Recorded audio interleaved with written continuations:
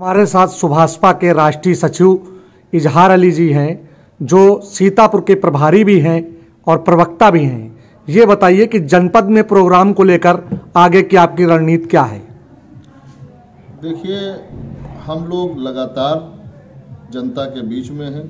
अपने संगठन को मजबूत करने के लिए अपने नेताओं के साथ, अपने देवतुल्य कार्यकर्ताओं के साथ लगातार संगठन समीक्षा बैठकें और सदस्यता कार्यक्रम अभियान हम लोग लगातार चला रहे हैं। आज भी मिश्रिख विधानसभा में ग्राम जरिगवा में सदस्यता अभियान कार्यक्रम था। काफ़ी लोगों ने पार्टी में आस्था जताते हुए और माननीय राष्ट्रीय अध्यक्ष ओम प्रकाश राजभर जी की नीतियों से प्रभावित होकर काफ़ी लोग आज शामिल हुए। आपकी पार्टी की आगे की रणनीति क्या है और आप लोग क्या गठबंधन में लड़ेंगे या अकेले लड़ेंगे, इस पर कुछ कहना चाहेंगे? देखिए, अभी हम लोग 2022 के चुनाव के बाद जब से हमारी राष्ट्रीय कार्यकारिणी और नई जो हमारी कमेटी बनी है, पूरे प्रदेश को 4 भागों में बांट के चारों प्रदेशों के जो पदाधिकारी हैं, नेता हैं, कार्यकर्ता हैं, उनको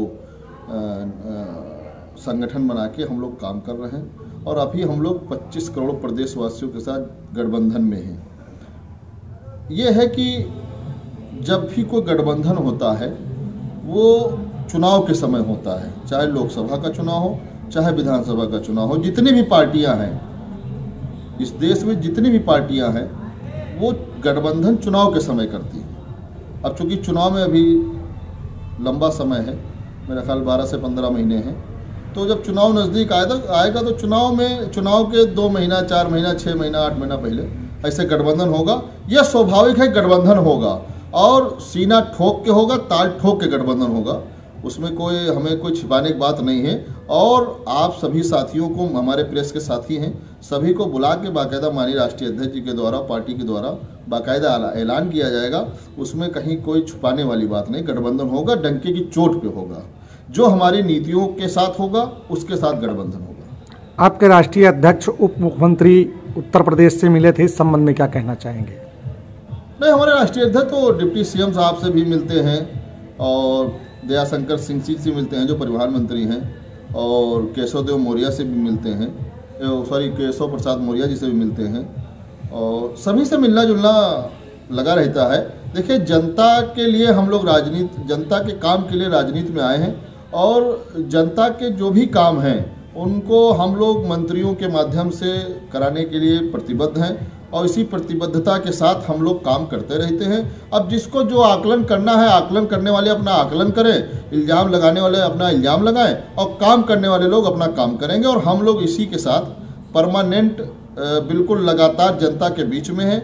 हमारा 1 दिन, 1 घंटा, 1 मिनट हम जनता के साथ में हैं और जनता के बीच में रह के अब उनका काम कराने के लिए प्रतिबद्ध हैं। अच्छा, ये बताइए कि समाजवादी के चचा भतीजे अब साथ में आ गए, इस पर आप क्या कहना चाहेंगे? अलग कब थे? कब अलग थे? उन्होंने अलग अपनी पार्टी बनाई थी और उसका विलय भी कर दिया। भाई, पार्टी बनाई थी 2019 का चुनाव वो मिल के लड़े। 2022 का चुनाव चूँकि अब से सबसे बड़ा प्रमाण है कि माननीय शिवपाल यादव जी साइकिल के सिंबल पे वो विधायक हैं। तो अलग कब थे? अलग थे ही नहीं, वो तो साथ में थे और साथ में हैं।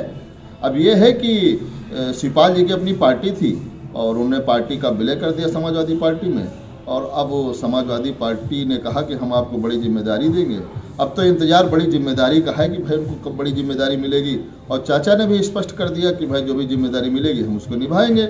अब तो सवाल इस बात का है कि अखिलेश जी कौन सी जिम्मेदारी देते हैं। तो अब उनके समर्थक इंतजार कर रहे हैं कि आदरणीय शिवपाल जी को जिम्मेदारी मिले। भाई, जिम्मेदारी जब मिलेगी तो आप सभी लोग, आपके माध्यम सभी पूरी प्रदेश की जनता जानेगी, देश की जनता जानेगी। सीतापुर जनपद के लिए क्या कहना चाहेंगे? सीतापुर जनपद हमारा, देखिए, हमारा अभी नया संगठन बन रहा है और काफ़ी मात्रा में हम लोग कामयाब भी हुए हैं।